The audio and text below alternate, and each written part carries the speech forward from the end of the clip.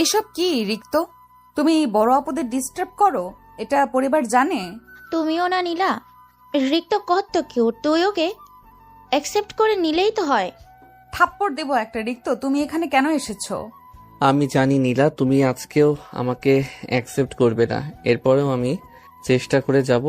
যতদিন না পর্যন্ত তুমি আমাকে ভালোবাসবে ততদিন পর্যন্ত আমি তোমার পেছনে লেগে থাকবো। আমি তোমাকে ভালোবাসি নীলা। রিক্ত, তোমাকে আগেও বলেছি, এখনো বলতেছি, তুমি যেটা করছো সেটা পাগলামি ছাড়া আর কিছু না। তাই এসব বাদ দাও। সবকিছুর একটা লিমিট থাকে, তুমি লিমিট ক্রস করছো। আমি জানি আমি করছি। আমার কি নেই, আমার কিসের কমতি সেটা তুমি আমাকে বলো, যে এটা তোমার পরিবর্তন করতে হবে রিক্ত। তোমার জন্য আমি পুরো পৃথিবীটা পরিবর্তন করে ফেলতে পারি। নীলা কোনো কথা বলল না, সেখান থেকে উঠে গেল। সে জানে এর সাথে কথা বলে কোনো লাভ নেই। ওদিকে রিক্ত নিজের বাসায় চলে আসলো। আজকে আর ক্লাস করবে না ও। সে গিয়েছিল একটাবার নীলাকে দেখার জন্য। সে বাসায় আসতেই তার বাবা মা দুজনেই তাকে চেপে ধরল।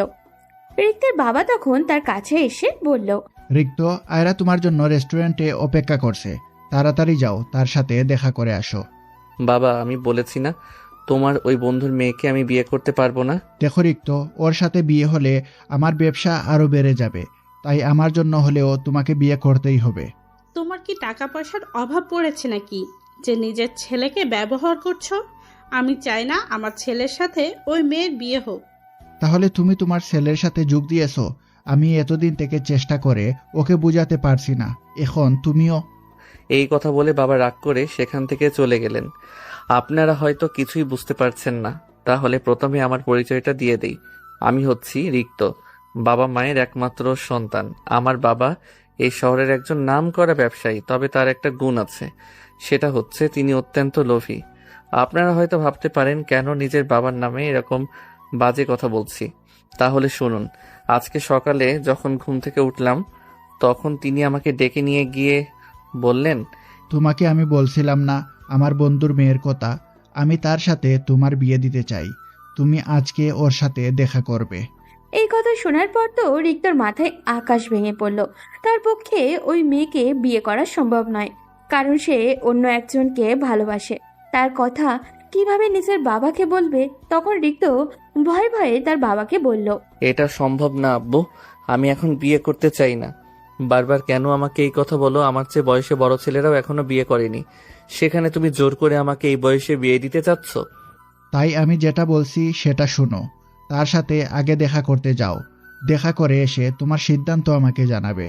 রিক্ত তখন তার মায়ের কাছে গেল। রিক্তের মা তাকে বললেন দেখা করে চলে আসতে। রিক্ত চলে গেল মেয়েটার সাথে দেখা করার জন্য। সে রিক্তকে একটা রেস্টুরেন্টে ডেকেছে। রিক্ত মেয়েটাকে বড় হবার পর দেখেনি, আগে একবার দেখেছিল, তবে সেটা ছোটবেলায়, সেই কথা এখন আর মনে নেই। রিক্ত রেস্টুরেন্টে চলে গেল। মেয়েটা রিক্তকে চিনে, তাই সে রিক্তকে রিসিভ করবে। রিক্ত তখন রেস্টুরেন্টে গিয়ে চারপাশে দেখতে লাগলো। কিছুক্ষণ পর একটা মেয়ে দেখলো তার দিকেই এগিয়ে আসছে, তার পিছনে আরো দুইটা ছেলে। রিক্ত কিছুই বুঝতে পারলো না। মেয়েটার পরনে শর্ট জিন্স আর হাত কাটা একটা টি শার্ট।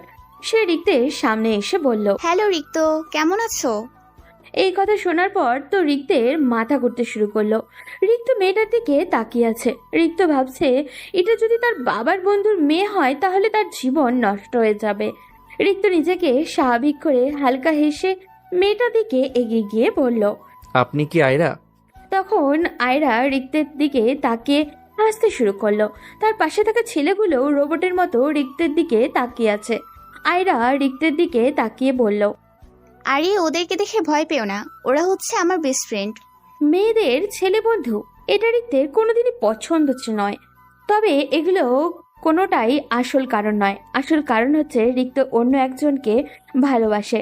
রিক্ত তখন আয়রার দিকে তাকিয়ে বলল, আচ্ছা ঠিক আছে, সমস্যা নেই। তা আমাকে দেখা শেষ হয়ে গেলে আমি চলে যাই? আরে কি বলো, আমি তোমাকে নিয়ে কত বড় একটা প্ল্যান করেছি। আজকে রাতে আমরা একটা পার্টি দিচ্ছি তোমাকে সাথে নিয়ে, সেই জন্য তোমাকে থাকতেই হবে। আমি আঙ্কেলকে কল করে দিয়েছি, চলো আজকে রাতে পার্টিতে আমাদের সাথে। এই কথা শোনার পর রিক্ত তার বাবার প্রতি রাগ হতে শুরু করলো। এইরকম একটা জঘন্য মেয়েকে তার জন্য পছন্দ করেছে। রিক্ত আয়রাকে বারবার না করলেও আয়রা রিক্তের কোনো কথাই শুনতে চাইছিল না। রিক্তের সামনে আয়রা রিক্তের বাবার কাছে ফোন করে। রিক্তের বাবা রিক্তকে তার সাথে থাকতে বলে।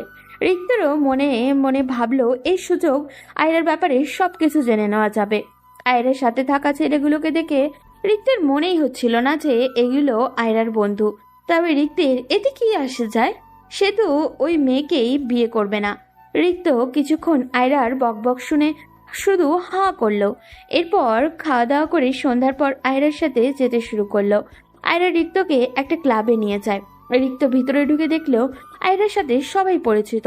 এর মানে কি সে মাঝে মাঝে এখানে আসে? রিক্ত কিছু বলছে না দেখে আয়রা রিক্তের দিকে এগিয়ে এসে বলল, কাম অন রিক্ত, তুমি দাঁড়িয়ে আছো কেন? আমাদের সাথে পার্টিতে জয়েন করো। বলে আয়রা একটা গ্লাস রিক্তের দিকে এগিয়ে দিল। রিক্ত কোল্ড ড্রিঙ্কস ভেবে হাতে নিল, কিন্তু যখনই নাকের কাছে নিয়ে গেল তখন বুঝতে পারলো এটা কোল্ড ড্রিঙ্কস নয়। রিক্ত একটা সোফায় বসে বলদের মতো তাদের দিকে তাকিয়ে আছে। তার কাছে অবাক লাগছিল, কারণ সে এসেছে বিয়ের জন্য মেয়ে দেখতে, আর মেয়ে কিনা তার সামনে ফ্রেন্ডদের নিয়ে মদ গিলছে। রিক্ত আরো কিছুক্ষণ ওয়েট করতেই আয়রার অস্বাভাবিক আচরণ দেখতে পেল। ছেলেদের সাথে হাত ধরে ধরে নাচানাচি করছিল। রিক্তের মাথায় একটা দুষ্টু বুদ্ধি আসলো। সে এটাকেই সুযোগ বানাবে বিয়ে ভাঙার জন্য। তাই ফোনটা বের করে একটা ভিডিও করে নিল। একটু পরে আয়রা এসে রিক্তকে টানতে শুরু করলো। রিক্ত আয়রার সাথে রেসপন্স করলো, কিন্তু আয়রা রিক্তকে নিয়ে একটা রুমে গেল। রিক্ত চুপচাপ আয়রার সাথে গেল, কিন্তু এ কি, আয়রা দরজা বন্ধ করে দিল কেন? এটা দেখার পর রিক্ত লাফ দিয়ে উঠে বলল, এটা কি করছো আয়রা? দরজা বন্ধ করছো কেন? সরো, আমাকে বাসায় যেতে হবে। আয়রা মাতাল অবস্থায় রিক্তের দিকে এগিয়ে আসছিল। রিক্ত বুঝলো এই মেয়ে মাতাল অবস্থায় অস্বাভাবিক আচরণ করতে পারে, সেজন্য রিক্ত সরে দরজার কাছে এসেই গেল। এটা দেখে আয়রা রিক্তকে ধাক্কা দিয়ে বলল, কাম অন রিক্ত, তুমি এসব কি করছো? দুনিয়াটা অ্যাডভান্স হয়েছে, তোমার সাথে আমার বিয়ে হতে চলেছে, আগে একবার চেক করে নিবে না? রিক্তের মাথাটা নষ্ট হয়ে গেল। এই মেয়ের কি মাথার সমস্যা আছে নাকি? রিক্ত রাগ দেখিয়ে বলল, তুমি কি পাগল হয়ে গেছো? আজ তোমাকে দেখতে এসেছি, তোমাকে বিয়ে করতে নয়। তুমি এরকম করছো কেন? তোমাকে পছন্দ হলো কিনা সেটা আমার ব্যাপার, আমি আমার বাসায় গিয়ে সেটা জানাবো, কিন্তু তুমি এরকম করতে পারো না। সেটার জন্যই তো আমি এই ব্যবস্থা করলাম। তুমি আমাকে চেক করে না নিলে পরে ঝামেলা হতে পারে, সেই জন্য আমি যাচ্ছি, আগে তুমি আমাকে দেখে নাও ঠিক করে। এই কথা শোনার পর রিক্তের অনেক খারাপ লাগলো। রিক্ত তাকে থাপ্পড় দিয়ে বলল। তখন আয়রা রিক্তের দিকে এমন করে তাকালো যেন মনে হচ্ছিল রিক্তকে মেরে ফেলবে। রিক্ত তখন তার দিকে তাকিয়ে বলল, এভাবে আর কতজনকে চেক করতে দিয়েছো? যার সাথে দেখা করতে আসবে তাকে চেক করতে দিবে? আমি তোমাকে কোনোদিন বিয়ে করব না, আমাকে এখনই এখান থেকে যেতে হবে। তুমি জঘন্য একটা মেয়ে। দেখো রিক্ত, আমি তোমার সাথে ভালো ব্যবহার করছি বলে তুমি যা মনে হয় তা বলে যাবে, এটা মেনে নিব না। তুমি আমাকে থাপ্পড় মেরেছো, আজ পর্যন্ত কেউ আমার গায়ে হাত তুলতে পারিনি, সেই জায়গায় তুমি আমার গালে থাপ্পড় মেরেছো। তোমাকে আমি চাইলে শেষ করে দিতে পারি, বাইরে আমার বন্ধুরা দাঁড়িয়ে আছে। রিক্ত তখন রাগে গা জ্বলে উঠল। সে আয়রার গালে আরো একটা কষিয়ে থাপ্পড় দিল। এরপর বলল, তোমার যত বন্ধু বান্ধব আছে সবাইকে নিয়ে আসো, দেখবো কারা তোমাকে বাঁচাতে পারে। তোমার সঙ্গে থাকতে আমার এখন ঘৃণা হচ্ছে। এই কথা বলে রিক্ত সেখান থেকে চলে আসলো। রিক্ত বাসায় এসে তার মায়ের কাছে সব বলল। তখন রিক্তের মাও বেশ অবাক হলেন। রিক্ত সিদ্ধান্ত নিয়েই ফেলেছে, এই মেয়েটাকে ও কোনোভাবেই বিয়ে করা যাবে না। যদি বিয়ে করে তাহলে তার নিজের জীবন যেমন নষ্ট হবে, এর সাথে তার পরিবারকেও সারা জীবন আফসোস করতে হবে। এর পরের ঘটনা তো আপনারা জানেন। ওদিকে আয়রা তখন বাসায় ফিরে গিয়ে চিৎকার করতে শুরু করেছে। এটা দেখে তার বাবা ইমরান সাহেব এগিয়ে এসে বললেন, কি ব্যাপার মামুনি, কি হয়েছে? বাবা তুমি জানো, আজকে রিক্ত আমায় থাপ্পড় মেরেছে। আমি ওকে নিয়ে গিয়েছিলাম পার্টিতে, তখন তাকে বললাম আমাকে একটু চেক করে নাও, পরে ঝামেলা হতে পারে, সেই জন্য সে রেগে গিয়ে আমাকে থাপ্পড় মেরেছে। আচ্ছা ঠিক আছে, আমি ওর বাবার সাথে কথা বলবো, হয়তো ও এসব পছন্দ করে না, কিন্তু তুমি কেন ওর সাথে এরকম করতে গেলে? এরকম যদি করে তাহলে আমি ওকে বিয়ে করব না। আমি ওর ভালোর জন্য এটা করেছিলাম, কিন্তু আমার সাথে খারাপ ব্যবহার করেছে। বলে সে রুমের মধ্যে চলে গেল। ইমরান সাহেব অফিসে চলে আসলেন। অফিসে আসার পর রিক্তের বাবার সাথে দেখা হলো। তখন তিনি রিক্তর বাবাকে বললেন, আরিফ, তোর ছেলে এই কাজটা কিভাবে করতে পারলো? আমি আমার মেয়েকে পাঠালাম তোর ছেলের সাথে দেখা করার জন্য, কিন্তু তোর ছেলে আমার মেয়েকে খারাপ কথা বলেছে। এখন আয়রা অনেক রেগে গেছে, সে বিয়ে করবে না বলে দিয়েছে। কি বলবো বলো? আমি আমার ছেলের সাথে কথা বলছি, সেও ঠিক এরকম কথা বলছে। আমি দেখছি কি করা যায়, আমি ওকে বোঝানোর চেষ্টা করছি। দেখ আরিফ, তোর সাথে আমার অনেক পুরনো ব্যবসায়িক সম্পর্ক। এই সম্পর্ক আরো ভালো করার জন্য এই কাজটা করতে গিয়েছিলাম, কিন্তু তোর ছেলে যদি এরকম করতে থাকে তাহলে এটা কোনোদিনও সম্ভব নয়। তাই তুই তোর ছেলেকে বোঝা, আর একদিন যদি এরকম ব্যবহার করে তাহলে কিন্তু অনেক খারাপ হয়ে যাবে। তোকে এসব নিয়ে কোনো চিন্তা করতে হবে না, আমি বোঝানোর চেষ্টা করছি ওকে, আর কখনো রিক্ত এরকম কাজ করবে না। রিক্তের বাবা চিন্তায় পড়ে গেলেন কিভাবে তাকে রাজি করাবেন। পরের দিন রিক্ত ভার্সিটিতে যাওয়ার পর অপেক্ষা করছে কখন নীলা আসবে, কিন্তু তার কোনো খবরই নেই। রিক্ত মেয়েটাকে অনেক ভালোবাসে, কিন্তু সে রিক্তকে পাত্তাও দেয় না। এটা দেখে রিক্ত বিরক্ত হয় না, বরং নীলার প্রতি আরো বেশি মুগ্ধ হয়। নীলার বাবা ছোটখাটো একটা বেসরকারি ব্যাংকে চাকরি করেন, বয়স হয়ে গেছে। নীলা সবসময় ছেলেদের থেকে দূরে থাকার চেষ্টা করে। এইরকম একটা মেয়ে রিক্ত তার জীবনে চায়, কিন্তু সে তার বাবাকে বললে তার বাবা কোনোদিনও রাজি হবে না। সেজন্য রিক্ত তার বাবাকে বলতে পারে না। ওইদিকে রিক্তের বাবা কিছু লোকজনকে লাগিয়ে দিয়েছে রিক্তর পেছনে, যারা রিক্তের ব্যাপারে ইনফরমেশন জোগাড় করছে। রিক্ত কারোর সাথে সম্পর্কে আছে কিনা সেটা জানার জন্য, কারণ রিক্তের বাবা বুঝতে পেরেছে রিক্ত সাধারণত তার কথা মেনে না নেওয়ার মতো ছেলেও নয়। রিক্ত অপেক্ষা করলো অনেকক্ষণ, কিন্তু এরপরও যখন নীলা আসলো না তখন রিক্তের চিন্তা হতে শুরু করলো। নীলা আসছে না কেন? ভার্সিটি নীলা কখনো মিস করে না।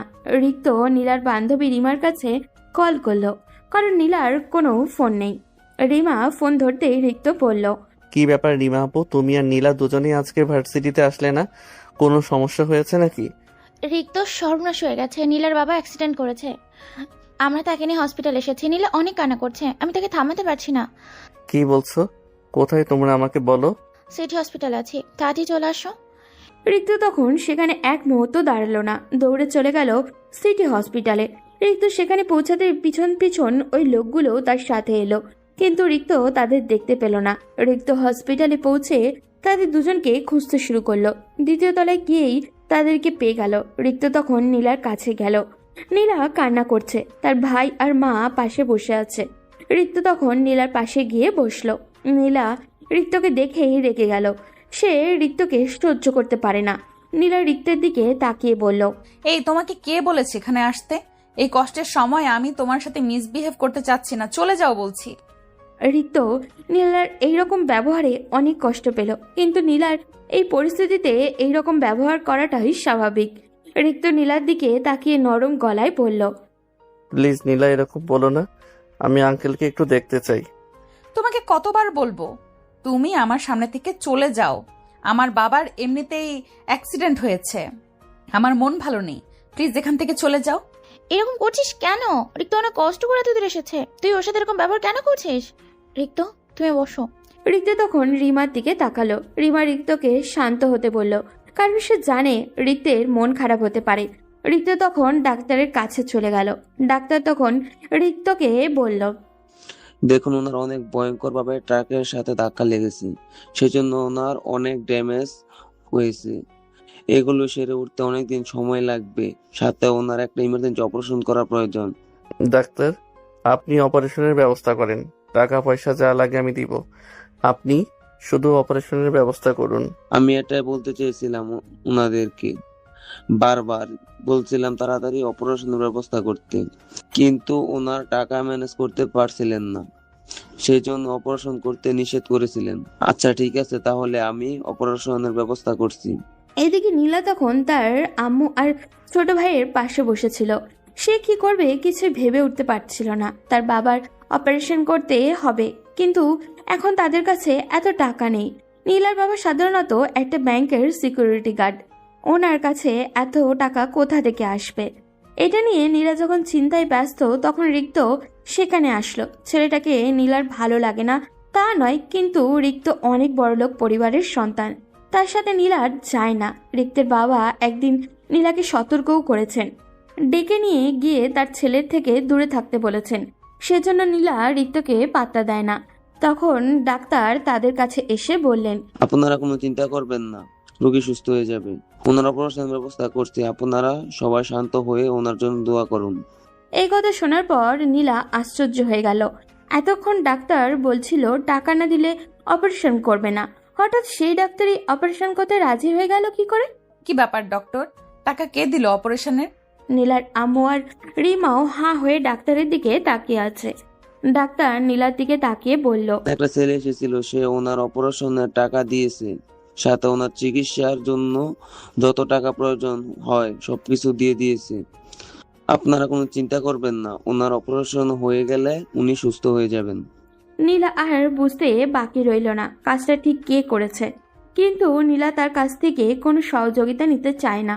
সেজন্য ডাক্তারকে যখন না করতে যাবে তখন হঠাৎ করেই নীলার ছোট ভাই রাফি বলল, আপু, তাহলে আমাদের আর কোনো চিন্তা করতে হবে না, আমাদের বাবা সুস্থ হয়ে যাবেন। তুমি কান্না করো না প্লিজ, আব্বু সুস্থ হয়ে যাবে তো? এই কথা শোনার পর নীলার মুখ বন্ধ হয়ে গেল। ডাক্তারকে কিভাবে না করবে সে? ছোট ভাইয়ের মুখের দিকে তাকিয়ে সে কিছুই বলতে পারল না। তখন নীলার আম্মু নীলাকে বলল, কেন ছেলেটার সাথে এত খারাপ ব্যবহার করিস? ছেলেটা সত্যিই তোকে ভালোবাসে, ছেলেটার সাথে একটু ভালো করে কথা বলতে পারিস না? নীলা তখন কান্না করে তার আম্মুর দিকে তাকালো। নীলার চেয়ে রিক্তকে ভালো লাগে না এটা কিন্তু নয়, কিন্তু রিক্তকে সে কিভাবে কাছে টেনে নেবে? রিক্তের বাবা তো আগেই নিষেধ করেছেন। নীলা তখন তার আম্মুর দিকে তাকিয়ে বলল, আম্মু, আমি কিভাবে তার সাথে ভালো ব্যবহার করব?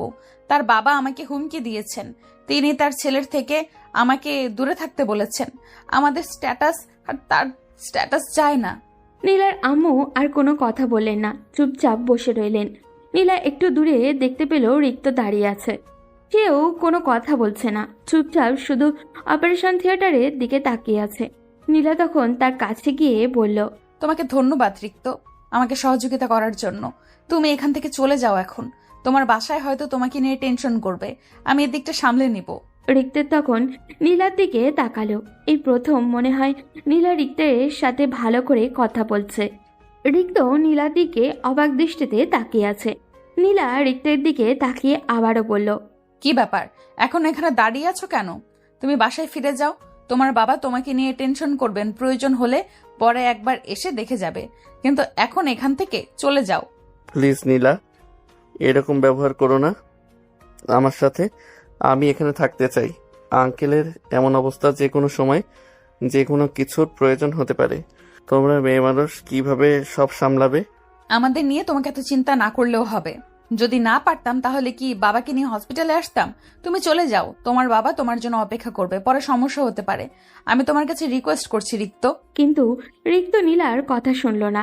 রিক্ত এসে নীলার মায়ের পাশে বসে তাকে সান্ত্বনা দিতে শুরু করলো। রিক্ত খেয়াল করলো নীলা আর তার পাশে বিরক্তি নিয়ে বসে আছে। হঠাৎই রিক্তের ফোন বেজে উঠল। হাতে নিতেই দেখলো তার বাবার কল। রিক্ত ফোন কেটে দিল। প্রায় 1 ঘন্টা পর ডাক্তার বেরিয়ে আসলেন। রিক্ত তখন দৌড়ে ডাক্তারের কাছে গিয়ে জিজ্ঞাসা করলো, ডাক্তার সাহেব, কি হয়েছে? আঙ্কেল সুস্থ হয়ে যাবেন তো? হ্যাঁ, অবশ্যই ওনার অপারেশনের সাকসেসফুল হয়েছে, কিন্তু যেহেতু ওনার আঘাত লেগেছে সেহেতু সেগুলো সেরে উঠতে কিছুদিন সময় লেগে যাবে। নীলা তখন রিক্তের পেছন পেছন ডাক্তারের কাছে গেল। ডাক্তারের কথা শুনে নীলা হাঁপ ছেড়ে বাঁচল। অনেক চিন্তায় ছিল তার বাবাকে নিয়ে। এখন কিছুটা হলেও চিন্তা মুক্ত হলো ও। কিন্তু তাদের পরিবারের একমাত্র উপার্জনের মাধ্যম হচ্ছে নীলার বাবা। নীলার বাবা যদি চাকরি করতে না পারে তাহলে পরিবারটা চলবে কি করে? কিন্তু এইসব চিন্তা এখন নীলার মাথায় আসছে না। এখন সে শুধু তার বাবার সুস্থতার বিষয়ে চিন্তা করছে। রিক্ত তখন নীলার ভাই রাফির কাছে গেল। ছেলেটা সকাল থেকে কিচ্ছু খায়নি। রাফি রিক্তের সাথে দেখা করেছে আগেও। তার স্কুলে মাঝে মাঝে রিক্ত যেত। সরাসরি নীলাকে কিছু দেওয়ার সাহস না থাকায় রাফিকে দিয়ে নীলার কাছে বিভিন্ন গিফট পাঠাতো, কিন্তু নীলা সেটা নিত না, আবার ফিরিয়ে দিত। কিন্তু রিক্ত রাফির কাছে তার জন্য গিফট পাঠাতো। রিক্ত রাফিকে বলল, রাফি, তুমি মনে হয় সকাল থেকে কিছুই খাওনি। আমার সাথে চলো, তোমাকে খাবার কিনে দেই। ভাইয়া শুধু আমি না, আমাদের এখানকার কেউ খাবার খায়নি। তুমি কিনে দিলে সবাইকে কিনে দিতে হবে, আমি একা খাবো না। রিক্ত তখন রাফির দিকে তাকিয়ে মুচকি হাসলো, কিন্তু নীলা পেছনে দাঁড়িয়েছিল সেটা তারা কেউ দেখতে পায়নি। নীলা তখন তার ভাইয়ের হাত ধরে বলল, তোর এত খাবার খাওয়ার শখ হলে আমাকে বললি না কেন? একটা অপরিচিত লোককে কেন খাবারের কথা বলছিস? রিক্তের অনেক কষ্ট হলো, নীলা তাকে অপরিচিত বলছে। রাফিও মন খারাপ করে ফেলেছে। রিক্ত তখন তার দিকে তাকিয়ে বলল, রাফি, এসব কথায় কান দিও না, তুমি আমার সাথে চলো। আর রিক্ত তখন রাফিকে জোর করে নিয়ে গেল। এরপর তাদের সবার জন্য খাবার কিনে নিয়ে আসলো, কিন্তু নীলা কিছুতেই খেতে চাইছিল না। রিক্ত তখন নীলার মায়ের কাছে গিয়ে বলল, আন্টি, আমার কথা নীলা শুনবে না, আপনি একটু বলেন। তুমি কোনো চিন্তা করো না বাবা, আমি ওকে বুঝিয়ে বলবো। আসলে ও তোমার প্রতি রাগ করেছে। তোমার বাবা হয়তো ওকে কিছু একটা বলেছে, সেই জন্য এরকম করছে। রিক্ত এটা শোনার পর আশ্চর্য হয়ে গেল। রিক্তের বাবা কিভাবে নীলার ব্যাপারে জানতে পারলো? আন্টি, আমি তো বাবাকে এসব ব্যাপারে কিছুই বলিনি। আমি জানি না বাবা, নীরা আমাকে বললো তোমার বাবা নাকি তোমার থেকে দূরে থাকতে বলেছে। আসলে আমার মেয়েটা খুব সহজ সরল, এইসব ঝামেলায় জড়াতে চায় না, সেই জন্যই দূরে থাকে। রিক্ত এই কথা শোনার পরে বেশ রাগ করলো তার বাবার উপরে। নীলার মা উঠে গিয়ে নীলাকে জোর করে খাবার খাওয়ালো। এটা দেখার পর রিক্তের কিছুটা ভালো লাগলো। রিক্ত ডাক্তারের সাথে কথা বলে বাসার উদ্দেশ্যে রওনা দিবে তার আগেই নীলার কাছে গেল, গিয়ে বলল, নীলা, কোনো প্রয়োজন হলে আমাকে কল করবে।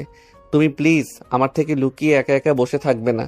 আমি তোমাকে সহযোগিতা করার জন্য সবসময় তৈরি আছি। নীলা কোনো উত্তর দিল না। রিক্ত সেখান থেকে চলে আসলো তার বাসায়। যখন বাসায় ঢুকতে যাবে তখন তার বাবা বলল, একটা ব্যাংকের পিয়নের মেয়ের জন্য এভাবে পাগল হয়ে গেছো? আমি তোমার জন্য স্মার্ট সুন্দর একটা মেয়েকে দেখেছিলাম, কিন্তু তুমি ওই রাস্তার মেয়েটার জন্য ওর সাথে খারাপ ব্যবহার করেছো। ওই লোকটা মারা গেলে তোমার কি আসে যায়? তুমি কেন ওর সাথে গেলে? এই কথা শোনার পর রিক্তের মাথায় রাগ উঠে গেল। রিক্ত তার বাবার সাথে কথা বলতে চাইছিল না, কিন্তু ইচ্ছে করে তার বাবা তাকে রাগিয়ে দিল। রিক্ত তখন বেশ জোর গলায় বলল, ওই রাস্তার মেয়েটা তোমার ওই নোংরা মেয়েটার থেকে অনেক ভালো। সে রাস্তার মেয়ে হওয়ার পরেও কোনোদিন কোনো ছেলের দিকে ফিরেও তাকায় না, কিন্তু তোমার পছন্দ করে ওই স্মার্ট মেয়েটা প্রতিদিন ছেলেদের সাথে রাত কাটায়। এরকমের স্মার্টের চেয়ে ওই রাস্তার মেয়েটা অনেক ভালো। মুখ সামলে কথা বলো। আমার বন্ধুর মেয়ের ব্যাপারে এত বাজে কথা বলার সাহস তোমার কি করে হলো? তোমাকে আমি কিছু বলি না দেখে তোমার সাহস বেড়ে গেছে। আমিও তোমাকে কিছু বলি না বলে তুমি যা ইচ্ছা তা করছো। তোমাকে কে বলেছে নীলাকে এসব বলতে? আমার যার সাথে ইচ্ছা তার সাথে সম্পর্ক করব। তোমার কিসের এত সমস্যা? দরকার হয় আমাকে বাড়ি থেকে বের করে দাও, আমি তোমার এসব ঝামেলার মধ্যে থাকতে চাই না। এই কথা শোনার পর রিক্তের বাবা তার মায়ের দিকে তাকিয়ে বলল, তোমার ছেলে বড় হয়ে গেছে, এখন বাড়ি থেকে বের হয়ে যেতে চাইছে ওই রাস্তার মেয়েটার জন্য। ওই রাস্তার মেয়েটা আমার ছেলেকে কি জাদু করেছে সেটা আমি বুঝতে পারছি না। আগে ওই মেয়েটাকে একটা শাস্তি দিতে হবে। বাবা, তুমি কিন্তু বেশি করতেছো। আমি ওর সাথে ইচ্ছা করে কথা বলি, ও আমার সাথে কথা বলতে চায় না, আমাকে পাত্তাই দেয় না। আমি ওকে ভালোবাসি, তাই তোমাকে সতর্ক করে দিচ্ছি, যদি নীলার কোনো ক্ষতি করার চেষ্টা করো তাহলে কিন্তু আমার আসল রূপ দেখতে পাবে। তুমি আমাকে হুমকি দিচ্ছ ওই মেয়েটার জন্য? হ্যাঁ, দরকার হয় সেটাই করব। তুমি লিমিট ক্রস করেছো। তুমি কেন ওর সাথে খারাপ ব্যবহার করলে? ওকে কেন বললে আমার থেকে দূরে থাকতে? আমি তোমার ভালো চাই বলে এরকম কাজ করেছি। ওই মেয়েটার সাথে যদি তোমার বিয়ে হয়ে তাহলে আমাদের সম্মান নষ্ট হবে। সেই জন্য আমি ওর বাবা মা সহ সবাইকে সতর্ক করে দিতে চেয়েছিলাম। তাহলে তুমিও শুনে রাখো, আমি যদি বিয়ে করি তাহলে নীলাকেই করব। এতে তুমি যাই করো না কেন, তবে মনে রেখো তুমি এসব করতে গিয়ে যদি ওদের কোনো ক্ষতি করো তাহলে আমি ভুলে যাব তুমি আমার বাবা। তাহলে তুমি আমার সিদ্ধান্ত শুনে রাখো। তোমাকে 3 দিন সময় দিলাম। 3 দিন পর আমি আয়রার সাথে তোমার বিয়ে ঠিক করেছি। যদি রাজি না হও তাহলে এই বাড়ি থেকে বের হয়ে যেতে হবে। তখন বুঝতে পারবে জীবনে বেঁচে থাকতে হলে কত কিছুর প্রয়োজন, টাকার কি মূল্য, তখন বুঝবে। কিন্তু রিক্ত কোনো কথা বলল না। রাগ করে নিজের রুমে চলে গেল। মাথাটাই নষ্ট হয়ে গেছে ওর। এখন সে কি করবে? রিক্ত রাতে ঠিকমতো ঘুমাতেও পারল না। পরদিন সকালে উঠে যখন রিক্ত নীলার বাবাকে দেখতে যাবে তখন রিক্তের বাবা তাকে আটকে বললেন, রিক্ত, তুমি কোথায় যাচ্ছ? আজকে তোমার বিয়ের ব্যাপারে সব ঠিকঠাক করতে ইমরানের বাসায় যাব। তুমি আমাদের সাথে যাবে। যেখানে আমি ওই মেয়েকে বিয়ে করব না সেখানে ওর বাসায় যাওয়ার কোনো মানেই হয় না। আমাকে ওর সাথে বিয়ে জোর করে দিয়ে কোনো লাভ হবে না, কারণ আমি ওকে জীবনেও আমার স্ত্রী হিসেবে মানব না। তুমি না গেলেও কিছু আসে যায় না। আমি আমার বন্ধুকে কথা দিয়ে ফেলেছি, আয়রার সাথেই তোমার বিয়ে দিব। তোমাকে এই বিয়ে করতেই হবে। আমাকে যদি মেরে আমার লাশ বানিয়ে দেওয়া হয় এরপরেও আমি ওই মেয়েকে বিয়ে করব না, তাই তোমার যা ইচ্ছা করো। বলেই রিক্ত বাসা থেকে বেরিয়ে হসপিটালে চলে আসলো। হসপিটালে এসে দেখে তারা সবাই এখনো বসে আছে। রাফি চেয়ারে বসেই ঘুমিয়ে পড়েছে। রিক্ত তখন তাদের কাছে গিয়ে বলল, আন্টি, আপনারা বাসায় চলে যান। কালকে থেকে এখানে আছেন, বাসায় গিয়ে বিশ্রাম করুন। আমি এখানে আছি, বিকালের দিকে চলে আসবেন। লাগবে না, আমরা এখানে বসতে পারবো। তুমি এখান থেকে চলে যাও, তোমার ভার্সিটি আছে। ভার্সিটিতে না গিয়ে এখানে আসলে কেন? আমরা আমাদের বাবাকে দেখার জন্য যথেষ্ট। তুমি নিজের কথা চিন্তা না করলেও আন্টি আর রাফির কথা চিন্তা করো। আন্টির বয়স হয়েছে, এত ধকল উনি সামলাতে পারবেন না। রাফিও অনেক ছোট, দেখো চেয়ারে ঘুমিয়ে পড়েছে। তুমি চিন্তা করো না, আমি এখানে আছি। নীলার মা তখন রিক্তের দিকে তাকালেন। রিক্ত তাকে রিকোয়েস্ট করতে শুরু করলো, কিন্তু নীলা যাবে না তার বাবাকে ছেড়ে। রিক্ত নীলাকে আর জোর করলো না। নীলার মা আর রাফিকে পাঠিয়ে দিল বাসায়। নীলার বাবার এখনো জ্ঞান ফিরেছে, কিন্তু কথা বলতে পারছে না ঠিক মতো। নীলার বাবা রিক্তকে অনেক ভালোবাসেন। নীলার বাবা অনেক ভালো মানুষ, গরিব হলেও তাদের মধ্যে মানবতা আছে, এটাই রিক্তের কাছে সব থেকে বেশি প্রিয়। কি হবে টাকা পয়সা দিয়ে যদি মানবতাই না থাকে? টাকা পয়সার কারণে রিক্তের বাবা তাকে বিক্রি করে দিতে চাইছেন। এটা রিক্তের কাছে কতটা কষ্টের সেটা রিক্ত ভাষায় বলে প্রকাশ করতে পারবে না। রিক্তের পাশে নীলাও বসে আছে। রিক্ত কোনো কথা বলছে না, নীলাও কথা বলছে না। একটু পরে নীলা রিক্তের দিকে তাকিয়ে বলল, রিক্ত, তুমি কেন এরকম করছো? তুমি কি বুঝতে পারছো না? আমি তোমাকে কোনোদিনও নিজের কাছে নিতে পারবো না। তুমি আর আমি আকাশ পাতাল তফাৎ। তোমার বাবা যেখানে কোটি কোটি টাকার ব্যবসা করেন, সেখানে আমার বাবা সাধারণ একজন ব্যাংকের কর্মচারী। তুমি কেন আমার পেছনে ঘুরছো? তোমার বাবার সম্মান নষ্ট হচ্ছে, কেন বোঝো না? আমি টাকা পয়সার কথা চিন্তা করি না। টাকা পয়সা দিয়ে কি হবে? আমার বাবা আমাকে টাকার কাছে বিক্রি করে দিতে চাইছেন, কিন্তু আমি সাধারণভাবে জীবনযাপন করতে চাই। আমি তোমাকে নিয়ে আমার স্বপ্নের সংসার সাজাতে চাই। তোমার জন্য দরকার হয় সারা জীবন অপেক্ষা করব, এরপরও আমি অন্য কাউকে বিয়ে করতে পারবো না, কারণ আমি তোমাকে ভালোবাসি। আমি তখন তার দিকে তাকিয়ে আছি, কিছুতেই বোঝাতে পারছি না এই অবুঝ ছেলেটাকে। তার এসব পাগলামি দেখে আমিও তার প্রতি দুর্বল হয়ে পড়ছি, কিন্তু এটা তাকে বুঝতে দেওয়া যাবে না। আমি তখন তার পাশ থেকে উঠে বাবার কেবিনে চলে গেলাম, গিয়ে বাবার পাশে বসলাম। আমার পেছন পেছন দেখি রিক্তও চলে এসেছে। বাবা জানেন তার অপারেশনের সব টাকা রিক্ত দিয়ে দিয়েছে। বাবা তখন রিক্তের দিকে তাকিয়ে বললেন, বাবা, তুমি আমার জীবন বাঁচিয়েছো, আমি তোমার কাছে চিরকৃতজ্ঞ। আমার সংসার নষ্ট হয়ে যেত যদি তুমি আমার জীবন না বাঁচাতে। আমি আমার পরিবারের একমাত্র উপার্জনকারী। যদি আমার কিছু হয়ে যেত তাহলে আমার পরিবার রাস্তায় বসে যেত। নীলার বাবা কান্না করে কথাগুলো বলছিলেন। তিনি ঠিকমতো কথাও বলতে পারছিলেন না, তবুও জোর করে কথাটা বলছেন। রিক্ত তখন নীলার বাবার কাছে গিয়ে বলল, আঙ্কেল, আপনি ঠিক মতো কথা বলতে পারছেন না, শরীরের উপর বেশি জোর দিবেন না। আমি আপনার জীবন বাঁচিয়েছি, এটা কেন বলছেন? জীবন বাঁচানোর মালিক আল্লাহ। আমি শুধু টাকা দিয়েছি, টাকা দিয়ে কিছুই হয় না আঙ্কেল। আমি আপনার সন্তানের মতো, আপনার কিছু হয়ে গেলে আমারও কষ্ট হতো। নীলার বাবা রিক্তের হাত ধরে শুয়ে রইলেন। রিক্ত নীলার বাবার ওখানে আরো কিছুক্ষণ বসলো, কিন্তু ভিতরে ভিতরে চিন্তা করছিল তার বাবাকে নিয়ে। তার বাবা কি করবে সেটা রিক্ত জানে না। ওদিকে রিক্তের বাবা নিজের অফিসে চলে গেলেন, গিয়ে সেই লোক দুটোর সাথে দেখা করলেন যারা রিক্তকে ফলো করছেন। রিক্তের বাবা তখন তাদের একজনের দিকে তাকিয়ে বললেন, মিরাজ, যে করেই হোক আমার ছেলেকে ওখান থেকে ফিরিয়ে আনতে হবে। ওই মেয়েটা আমার ছেলেকে জাদু করেছে, ওদের হাত থেকে আমার ছেলেকে বাঁচাতে হবে। কিন্তু স্যার, আমার সেটা মনে হচ্ছে না। আপনার ছেলে ইচ্ছা করে ওই মেয়েটার কাছে যাচ্ছে। আমি মেয়েটার খোঁজ নিয়েছি। আপনার ছেলে সব সময় মেয়েটার পেছনে ঘরে, কিন্তু মেয়েটা তাকে পাত্তাই দেয় না। এসব আমি বিশ্বাস করি না। ওই মেয়েটা নিজের সৌন্দর্য দিয়ে আমার ছেলেকে পাগল করে দিয়েছে। আমার ছেলেকে ওই জায়গা থেকে ফিরিয়ে আনতে হবে, না হলে আমার সব কিছু শেষ হয়ে যাবে। এখন আপনি কি করতে চাইছেন স্যার? আমার ওই মেয়েটার সাথে দেখা করতে হবে। ওই মেয়েটাকে আবার সতর্ক করতে হবে যাতে আমার ছেলের থেকে দূরে থাকে, না হলে আমি ওকে শেষ করে দিব। কিন্তু আমার কাছে এটা বোকামি মনে হয়। আপনি এই কাজ করলে আপনার ছেলে আপনার উপর আরও বেশি রেগে যাবে। পরে আপনি আপনার ছেলেকে সামলাতে পারবেন না।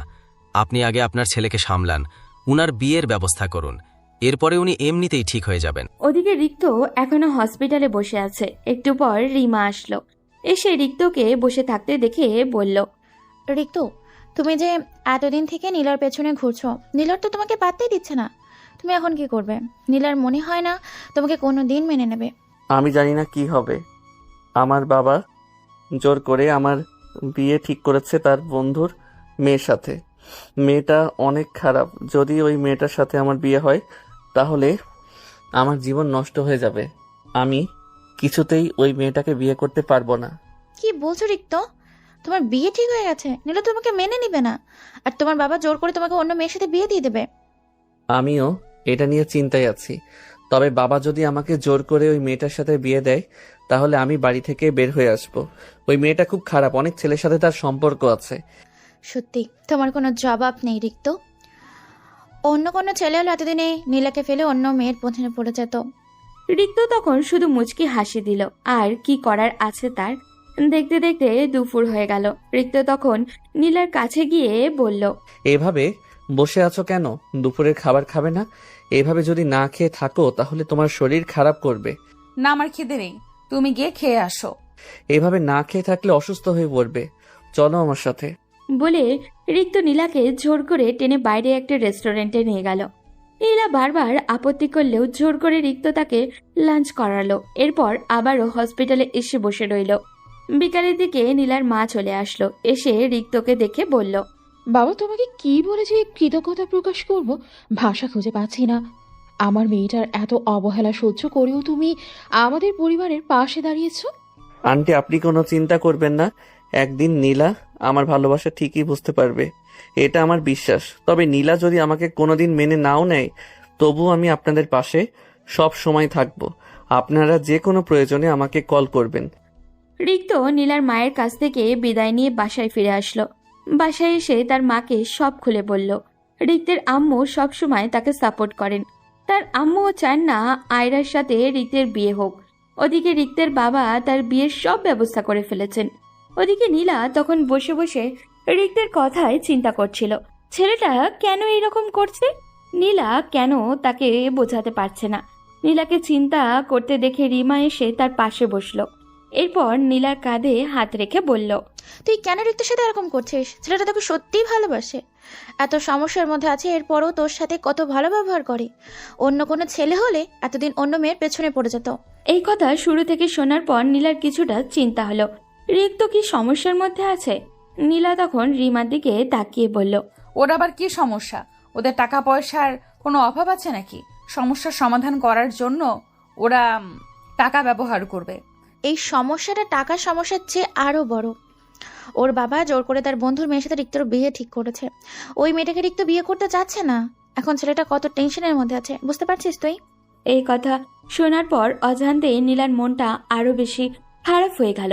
নীলার কেন এরকম হচ্ছে সে বুঝতে পারছে না।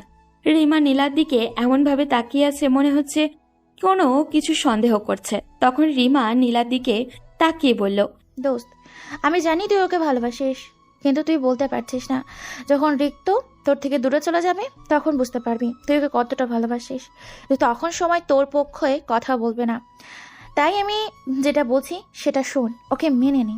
নীলা কিছু বলল না, চুপচাপ তার বাবার কাছে চলে গেল। নীলার বাবা ঘুমিয়ে গেছেন। নীলা তার বাবার পাশেই বসে রইল। নীলার কেন জানি অনেক কান্না আসছে, কিন্তু কান্না করতে পারছে না। নিজের মনের সাথে যুদ্ধ করছে মেয়েটা। রিক্তের বিয়ের কথা শোনার পর তার কেন এমন হচ্ছে? নীলা কি তাহলে সত্যি রিক্ত নামক পাগলটাকে ভালোবেসে ফেলল? কিন্তু না, এটা কিভাবে সম্ভব? নীলা ওকে ভালোবাসতে পারে না। নীলার নিজের মনকে নিজের শত্রু মনে হচ্ছে। তার খুব ইচ্ছা করছে রিক্তকে গিয়ে ভালোবাসার কথাটা বলে দিতে, কিন্তু রিক্তকে বললেই সে কি সব সমাধান হয়ে যাবে? উল্টে রিক্তের পরিবারের মধ্যে সমস্যার সৃষ্টি হবে। রিক্তের বাবা যার সাথে বিয়ে ঠিক করেছেন সে অনেক বড়লোক ঘরের মেয়ে। এখন যদি নীলা গিয়ে ওকে ভালোবাসার কথা বলে তাহলে ব্যাপারটা আরো ভয়ঙ্কর হয়ে যাবে। নীলা তো কারোর কষ্টের কারণ হতে চায় না, সেজন্য নিজের ভালোবাসার কথাটা নিজের মনের মধ্যে লুকিয়ে রাখলো। ওদিকে রিক্ত রুমে বসে আছে, কি হবে কিছুই বুঝে উঠতে পারছে না। একটু পর সন্ধ্যা নেমে আসলো। রিক্তের বাবা বাসায় ফিরে আসলেন। রিক্ত দেখলো তার বাবা আজ অনেক হাসি খুশি।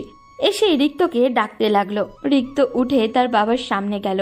তিনি রিক্তকে বললেন, আমি আয়রাকে বুঝিয়েছি, ও আর এরকম করবে না, এখন থেকে ভালো হয়ে যাবে। তাই প্রস্তুত হয়ে নাও, কোনো কিছু কেনাকাটা করার থাকলে কালকের ভিতরে করে নেবে। রিক্ত তখন তার আম্মুর দিকে তাকালো। রিক্তের আম্মু অসহায় দৃষ্টিতে ছেলের দিকে তাকিয়ে আছেন। রিক্ত তখন তার বাবার দিকে তাকিয়ে বলল, বাবা তুমি কেন বুঝতে চাইছো না আমি ওই মেয়েটাকে বিয়ে করতে পারবো না? আমাকে প্লিজ জোর করো না। দেখো, আজকে আমার মনটা অনেক ভালো, আমার মাথা খারাপ করো না। তোমাকে আমি সতর্ক করে দিচ্ছি, ওই মেয়েটার থেকে দূরে থাকো। রাস্তার একটা মেয়ের জন্য এত ভালো একটা মেয়েকে তুমি অবহেলা করছো। কালকে আয়রা আমাদের বাসায় আসবে, ওকে নিয়ে চুপচাপ শপিংয়ে যাবে। আমি আমার সিদ্ধান্ত জানিয়ে দিয়েছি। কালকে শুধু ও কেন, ওর পুরো পরিবারও যদি এখানে এসে বসে থাকে তবু আমি কোথাও যাব না। তোমার যা ইচ্ছা হয় করো। রিক্তের বাবা রেগে কিছু বলতে যাবেন তার আগেই রিক্ত সেখান থেকে চলে আসলো নিজের রুমে। এসে কান্না করতে শুরু করলো। রিক্ত খুব কম কান্না করে, কিন্তু আজ তার চোখে কোনো বাধা মানতে রাজি না। চোখ বেয়ে অঝোর ধারায় অশ্রু গড়িয়ে পড়ছে। পরদিন সকালে রিক্ত খুব ভোরে ঘুম থেকে উঠে গেল। কিছুক্ষণ বিছানায় গড়াগড়ি করে উঠে ফ্রেশ হয়ে নিল। সকাল 8টার দিকে রিক্ত নিচে নামলো ব্রেকফাস্ট করার জন্য। তখন দেখতে পেল আয়রা বসে আছে তাদের ড্রয়িং রুমে। মেয়েটা এত সকালে এখানে কেন? আজকে সে আর আগের মতো নেই। সালোয়ার কামিজ পরে একদম সংসেজে এসেছে। রিক্তকে দেখেই আয়রা এগিয়ে এসে হালকা হেসে বলল, দেখো রিক্ত, আমাকে কেমন লাগছে আজকে? ওই নীলা থেকে আমি অনেক সুন্দর, তাই না? রিক্ত, আমি ভালো হয়ে যাব, আর ওই ফ্রেন্ডদের কাছে যাব না। রিক্ত আয়রার কথা শুনে রেগে গেল। মেয়েটা এত বিরক্তিকর কেন? রিক্ত একটা লম্বা শ্বাস নিয়ে বলল, তুমি যদি পৃথিবীর সবচেয়ে দামি কাপড় পরো এরপরেও তুমি ওর ধারে কাছেও যেতে পারবে না। কুকুরের লেজ যেমন কোনোদিন সোজা হয় না, তোমার মতো মেয়েও কোনোদিন ভালো হতে পারে না। তাই এসব ন্যাকামো আমার সামনে করবে না। এই কথা শোনার পর রিক্তের বাবা রিক্তের দিকে এগিয়ে এসে বললেন, রিক্ত, এটা কিরকম ব্যবহার? ও অনেক আশা নিয়ে এসেছে, তোমার সাথে শপিংয়ে যাবে। সেই সকালে এসেছে মেয়েটা, আর তুমি ওকে ইগনোর করে ওই রাস্তার মেয়েটার পেছনে পড়ে আসো। রিক্ত, আমি তোমাকে ভালোবাসি, তোমাকে বিয়ে করতে চাই। এই জন্য আগে সবকিছু ছেড়ে দিয়েছি। তুমি যেরকম বলবে আমি সেরকম চলবো। এরপরেও তুমি আমাকে দূরে সরিয়ে দিও না। এই কথা শোনার পর রিক্ত আয়রার দিকে তাকিয়ে বলল, দেখো আয়রা, তুমি যাই করো না কেন আমি তোমাকে বিয়ে করতে পারবো না, কারণ আমি নীলাকে ভালোবাসি। তাই প্লিজ এখান থেকে চলে যাও। আমি একটা গুরুত্বপূর্ণ কাজে বের হব। আজ তোমার কি কাজ? আজকে তুমি আমাকে নিয়ে শপিংয়ে যাবে, সেই জন্য আমি সকাল সকাল চলে এসেছি। রিক্ত, আমাদের বিয়ে 2 দিন পর, তুমি কেন এরকম করছো? এই মেয়ে, কতবার বলবো তোমাকে আমার সহ্য হয় না।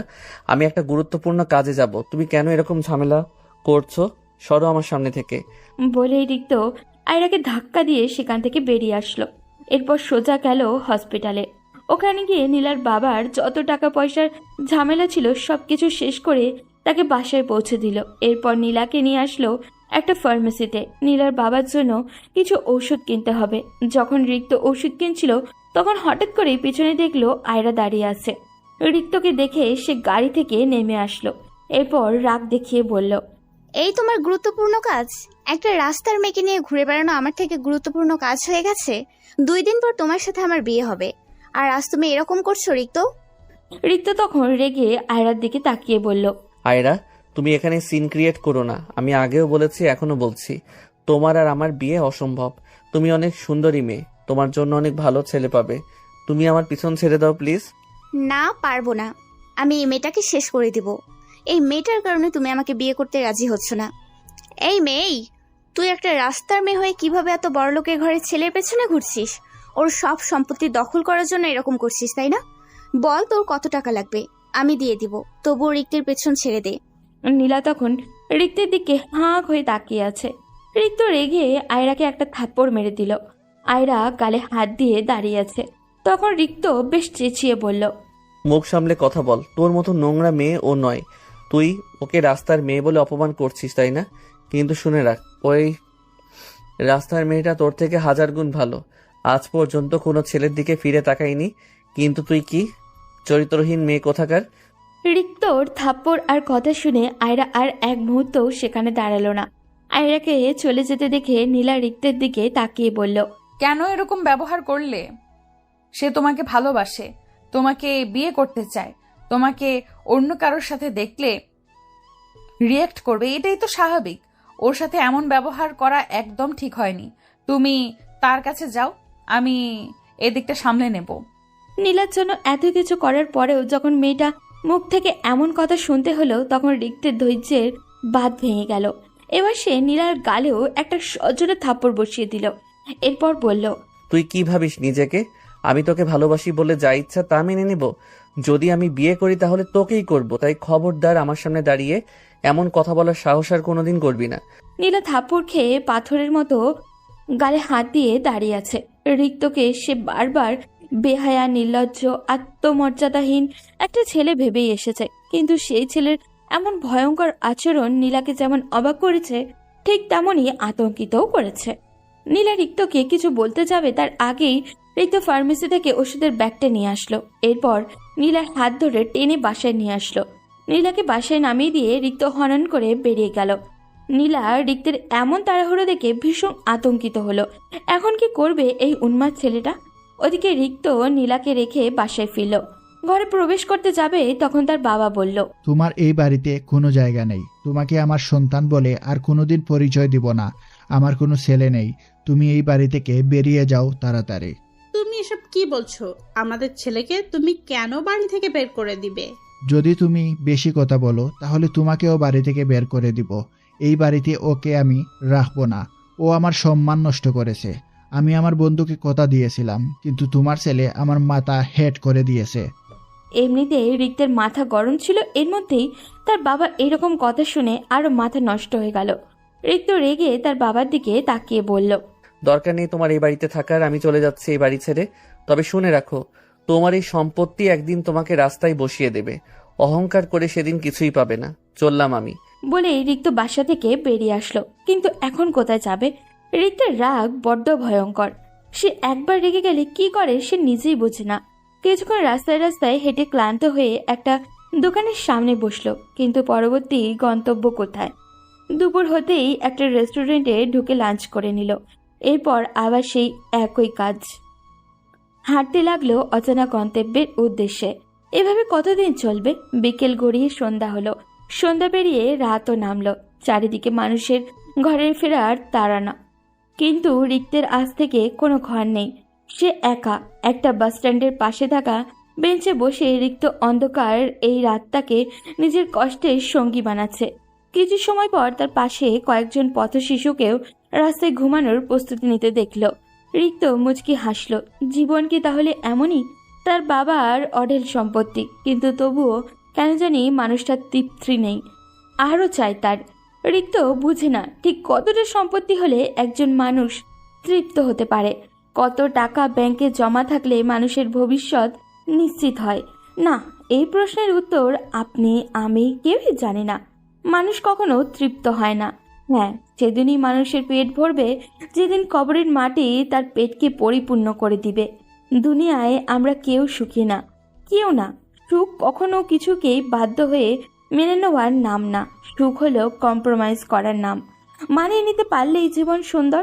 কখনো কি মা নিজের খাবারটা সন্তানকে দিয়ে দেওয়ার কারণে কষ্ট পান? না, অবশ্যই না। বরং নিজের সন্তানকে তৃপ্তি ভরে খেতে দেখে মা আনন্দিত হন। এটাই তো সুখ। যদি এটাকে আমাদের তথাকথিত সুশীল সমাজ স্যাক্রিফাইস বলেন, তাহলে আমি বলবো অন্তরকে শুদ্ধ রেখে স্যাক্রিফাইস করাটাই সুখ। রিক্ত অবাক হয়ে শুধু দেখলো বাচ্চাগুলোকে। হ্যাঁ, তাদের জীবনেও কষ্টের শেষ নেই, কিন্তু দিন শেষে তারা নিশ্চিন্ত। তাদের মাথার উপরে ক্যারিয়ার নামক পাহাড়টা কেউ জোর করে চাপিয়ে দেয়নি। তারা সমাজের তথাকথিত সম্মান, আত্মমর্যাদার তোয়াক্কা করে না। তাদের উপরে নেই পরিবারের লোক কি মনে করবে, সমাজের লোক কি মনে করবে, এইরকম হাজারটা ট্যাগলাইন। তারা স্ট্যাটাসের ভারে নুয়ে পড়ে না। রিক্ত সারা রাত ভাবল, কিন্তু সঠিক উত্তর পেল না। পরদিন সকাল হতেই রিক্ত হাত মুখ ধুয়ে রাস্তার একটা টঙের দোকান থেকে হালকা নাস্তা করে ভার্সিটিতে চলে গেল। সেখানে যেতে রিমা রিক্তকে দেখে দৌড়ে আসলো। রিক্তের সামনে দাঁড়িয়ে বলল, ঋতু, তুমি কোথায় ছিলে কালকে রাতে? তোমার আম্মু আমার কাছে কল করে অনেক কান্নাকাটি করেছে, তুমি নাকি বাসা থেকে বেরিয়ে এসেছো। রিক্ত তখন রিমার দিকে তাকিয়ে বলল, তুমি আম্মুকে বলে দিবে আমি ঠিক আছি, আমি খুব তাড়াতাড়ি তার কাছে ফিরে যাব। তুমি আম্মুকে আমার হয়ে একটু সান্ত্বনা দিও।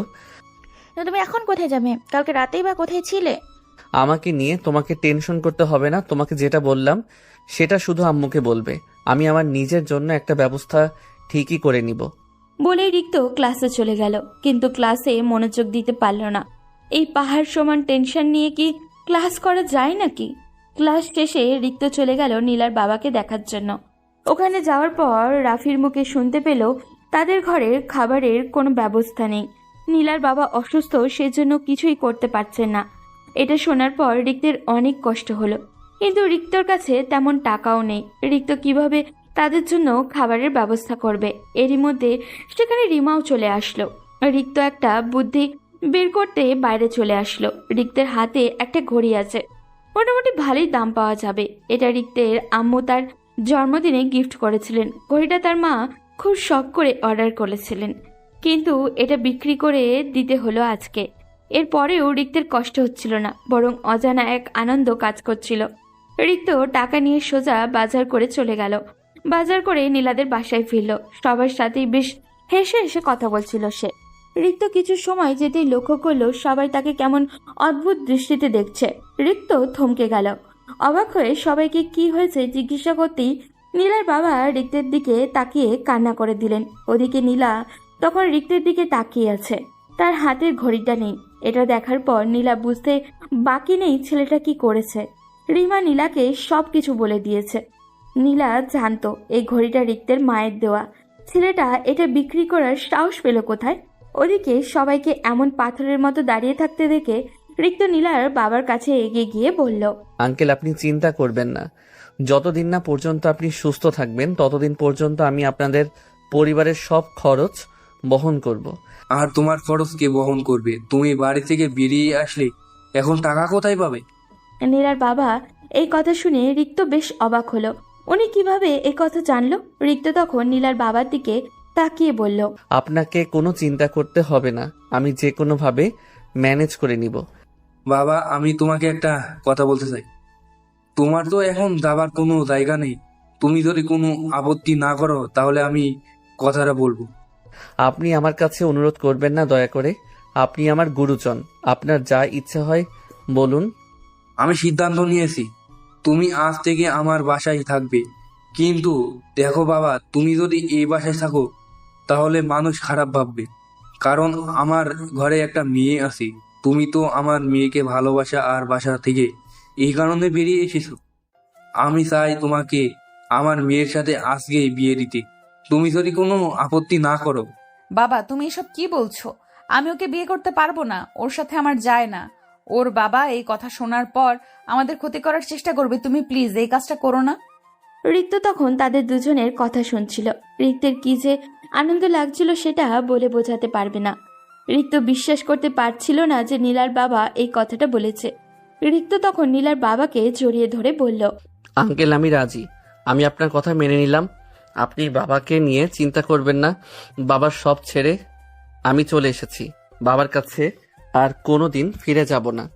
নীলা না করছিল, কিন্তু নীলার বাবা মা তাকে অনেক বুঝালেন। এরপর বাধ্য হয়ে নীলা রাজি হয়ে গেল।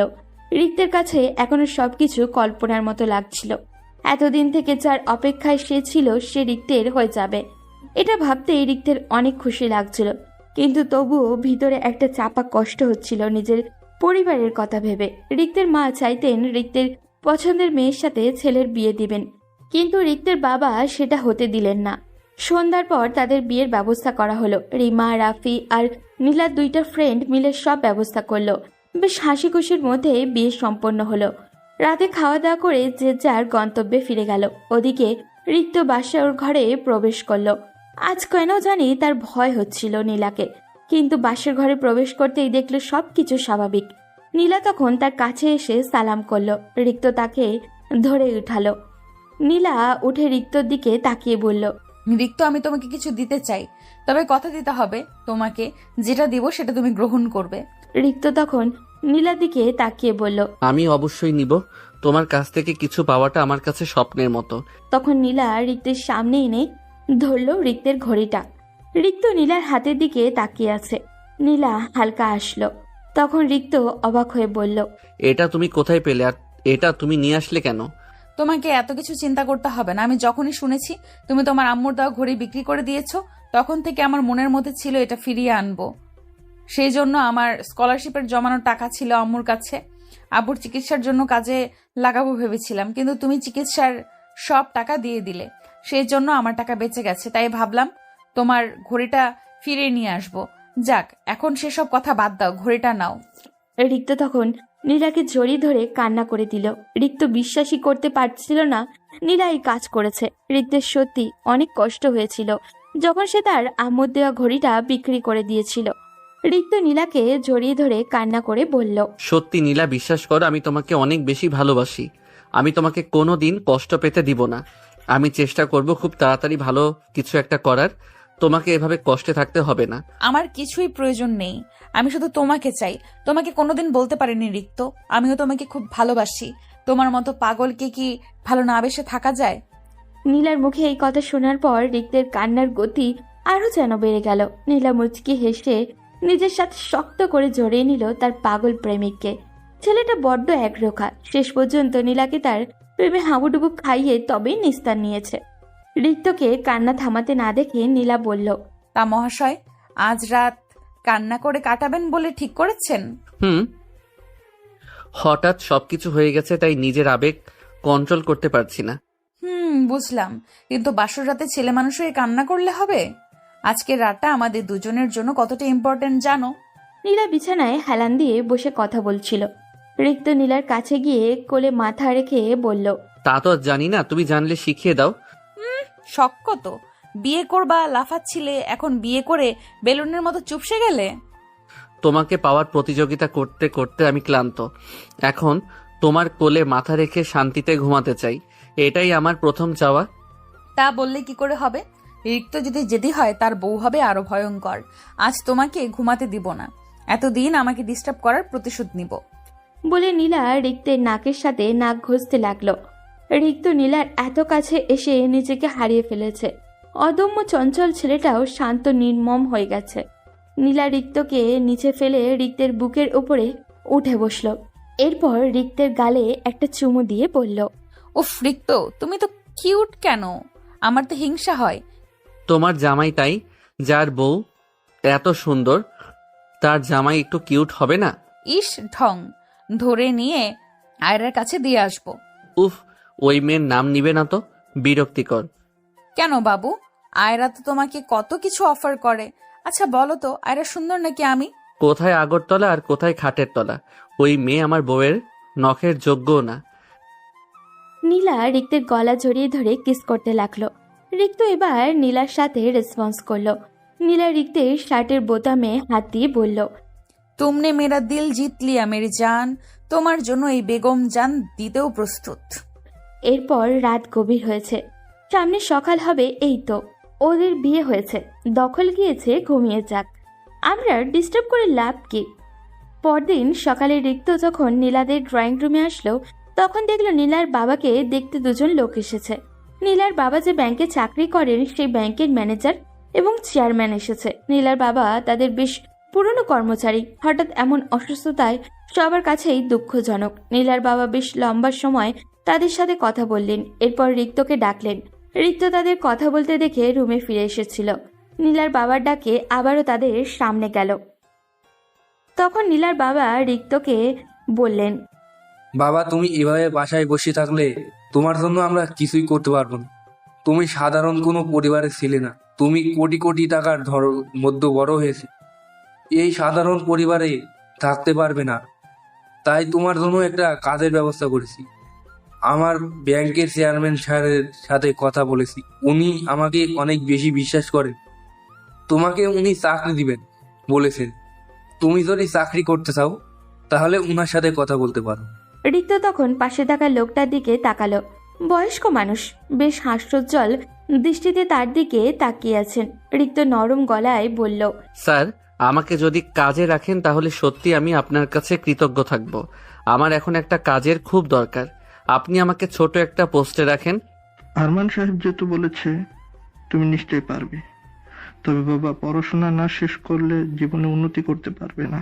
আমি ম্যানেজার সাহেবকে বলে রাখবো যাতে সপ্তাহে 2 দিন তোমাকে ছুটি দেয়। তুমি চাকরির পাশাপাশি পড়াশোনা শেষ করো। আরমান সাহেব আমার এখানে অনেক দিন থেকে চাকরি করে। ওনার এরকম অবস্থায় আমার কাছে সত্যি অনেক কষ্টের। তুমি যদি চাকরি করতে চাও তাহলে কাল থেকে জয়েন করতে পারো। সত্যি বলছেন স্যার? এভাবে ইন্টারভিউ ছাড়া আমাকে চাকরিতে রেখে দিচ্ছেন, পরে যদি আমার কাজে কোনো অসুবিধা হয়? আমি আরমান সাহেবের প্রতি ভালোবাসা থেকেই এই কাজটা করছি। তুমি আরমান সাহেবের জামাই, তাই তোমাকে কাজে রাখতে চাই। আশা করি তুমি কিছুদিনের ভিতরেই সব মানিয়ে নেবে। এরপর উনি চলে গেলেন। নীলার বাবা তখন রিক্তের দিকে তাকিয়ে বললেন, আমি জানি বাবা, তোমার সাথে এই কাজটা করা ঠিক হয়নি।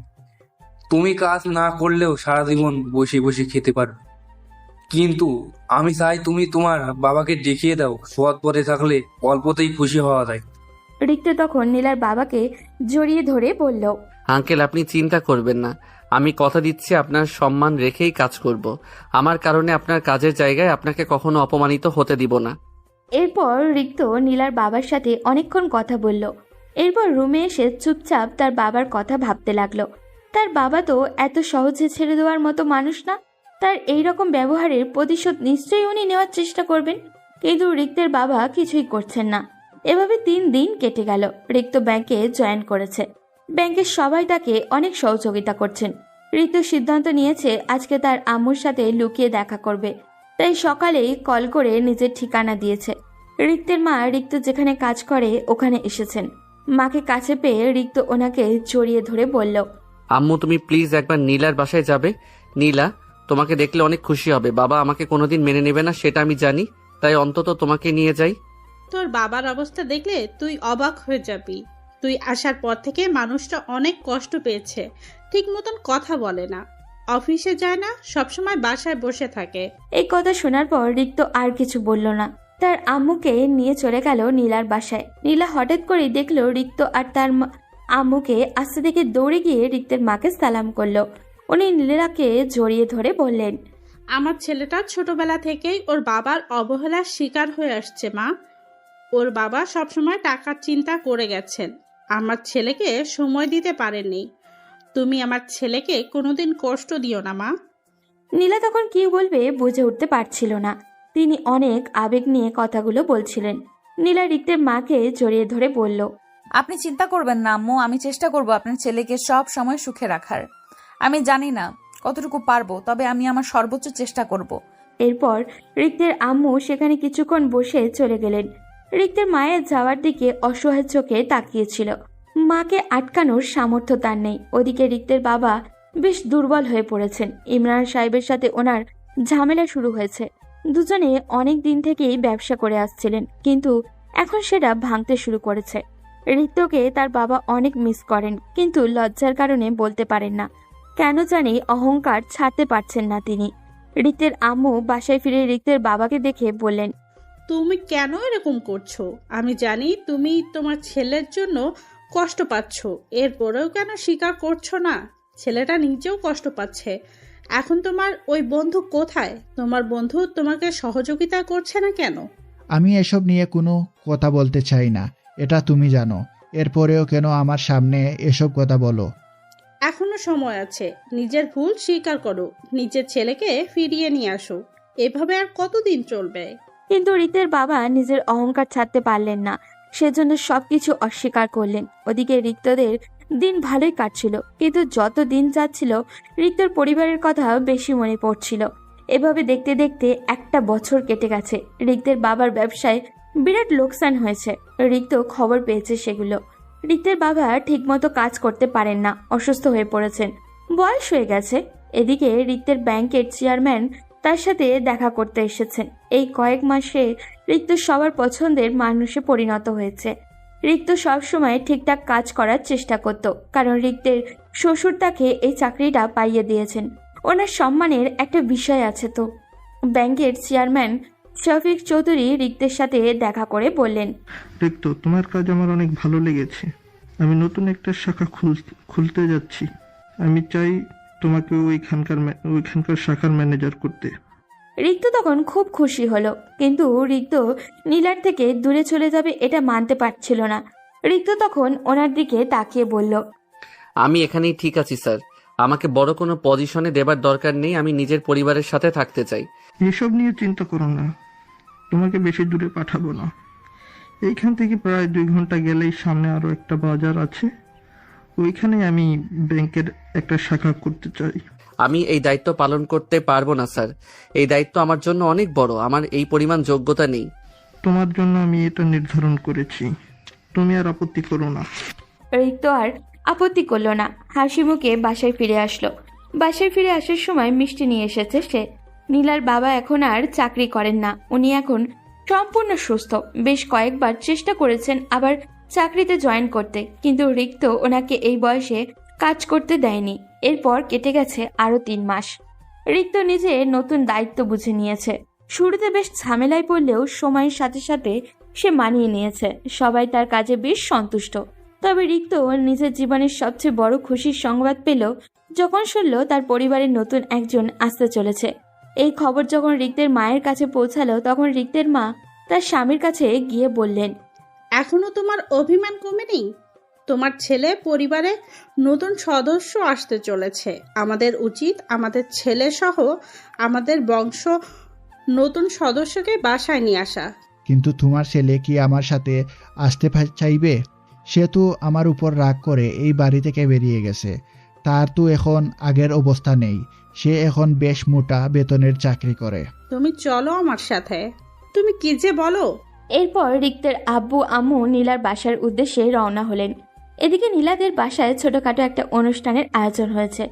রিক্ত নীলার হাত ধরে দাঁড়িয়ে আছে। নীলা রিক্তকে বলল, জানো রিক্ত, আমি কোনোদিন চিন্তা করিনি আমাদের তো সুন্দর সংসার হবে। আমি ভেবেছিলাম সবকিছু মনে হয় শেষ হয়ে গেছে। রিক্ত তখন নীলাকে জড়িয়ে ধরে বলল, তুমি যদি পাশে থাকো তাহলে আমাদের এই ছোট্ট সংসারটা একদিন আরো বড় হবে, আমাদের সংসারে কোনো কষ্ট থাকবে না। নীলা মুচকি হাসলো কথাটা শুনে। রিমা আর নীলার কয়েকটা ফ্রেন্ডও এসেছে এই খুশির খবর শুনে। খাবার দাবারের ব্যবস্থা হয়েছে সীমিত পরিসরে। সবাই বেশ হাসি খুশি ছিল, কিন্তু তখন হঠাৎ করে রিক্ত দেখলো তার আব্বু আম্মু আসছে। রিক্ত তার আব্বুকে দেখে হাঁ হয়ে তাকিয়ে আছে। রিক্তের শ্বশুর শাশুড়ি সহ সবাই অবাক হয়ে গেছেন রিক্তের আব্বুকে দেখে। তখন রিক্তের বাবা রিক্তের কাছে এসে বললেন, বাবা, আমাকে ক্ষমা করে দাও, আমি ভুল করে ফেলেছি। ইমরান আমাকে ভুল বুঝিয়ে এই কাজ করতে বাধ্য করেছিল। আমি ইমরানের সাথে সব সম্পর্ক নষ্ট করে দিয়েছি। বাবা, এখন আমি তোমাকে ফিরিয়ে নিয়ে যেতে চাই। বাবা, তুমি আমার সাথে চলো। রিক্ত তখন তার বাবার দিকে এক দৃষ্টিতে তাকিয়ে আছে। তার বাবা তার কাছে ক্ষমা চাইছেন, এটা বিশ্বাস করতে হবে তাকে। রিক্তের নিজেকে পাগল পাগল লাগছিল। নীলা, মা, আমি তোমার সাথে অনেক খারাপ ব্যবহার করেছি, আমি তোমাকে অনেক অপমান করেছি। তুমি আমাকে ক্ষমা করে দাও মা। তুমি চলো আমার বাসায়, আমি তোমাকে আমার ছেলের বউ হিসেবে মেনে নিলাম। বাবা কি বলছেন এসব? আপনি আমার কাছে ক্ষমা চাইছেন কেন? আপনি নিজের ছেলের ভালো চাইবেন, এটাই স্বাভাবিক। আপনার উপর আমার কোনো অভিযোগ নেই। রিক্ত রাজি হলে অবশ্যই আমি আপনার বাসায় যাব। রিক্তের মা তখন রিক্তের কাছে আসলেন। সবাই মিলে রিক্তকে বুঝিয়ে রাজি করালেন তাকে। এরপর সবাই খাওয়া দাওয়া শেষ করে রিক্তের বাসার উদ্দেশ্যে রওনা দিল।